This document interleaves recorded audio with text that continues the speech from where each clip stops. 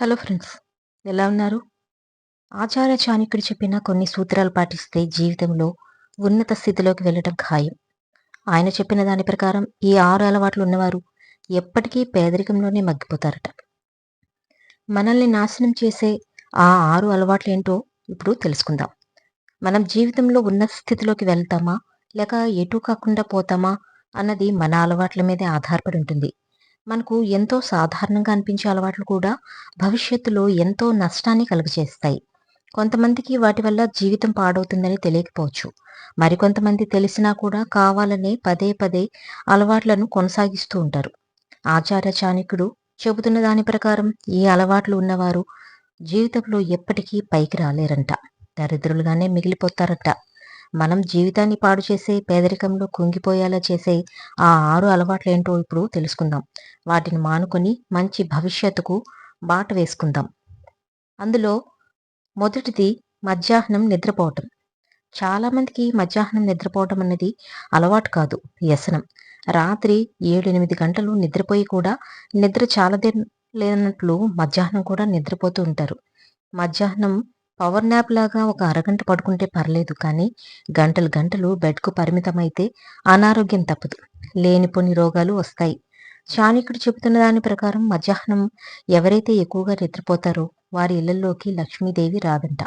ఆ ఇళ్లలో దరిద్రం తాండవిస్తుందంట. ఇక రెండవది పరిశుభ్రమైన దుస్తులు. వ్యక్తిగత పరిశుభ్రత మనిషికి చాలా ముఖ్యం. అది పాటించకపోతే అనారోగ్యాల బారిన పడాల్సి వస్తుంది. కొంతమంది 2-3 రోజులకోసారి స్నానం చేస్తారు. ఉతికిన బట్టలు వేసుకోరు. శుభ్రతకు ఆమడ దూరంలో ఉంటారు. అలాంటి వారు అనవసరమైన ఖర్చులు పెట్టుకోవాల్సి వస్తుంది. తద్వారా లక్ష్మీదేవి మన నుంచి వెళ్ళిపోతుంది. మూడవది మాటలు కత్తుల్లా వాడేవారు. కొంతమంది ఉంటారు, ఎదుటి వ్యక్తులతో ఎలా మాట్లాడాలో తెలీదు. చాలా కఠినంగా మాట్లాడుతూ ఉంటారు. ప్రతి చిన్నదానికి అవతలి వ్యక్తిని నిందించి తిడుతూ ఉంటారు. ఇలాంటి వారి జీవితంలో బంధాలు త్వరగా విఫలమవుతాయి. తోటి వారితో మంచి రిలేషన్ లేకపోతే ఎప్పటికైనా దరిద్రం తప్పదు. ఇక నాలుగవది బిచ్చగాళ్ల ఆలోచన.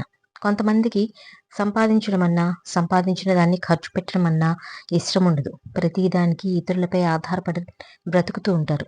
ఎదుటి వ్యక్తులు ముఖం మీద అసహ్యించుకున్నా పట్టించుకోరు. సెల్ఫ్ రెస్పెక్ట్ చంపుకొని అవసరాల కోసం బ్రతుకుతూ ఉంటారు.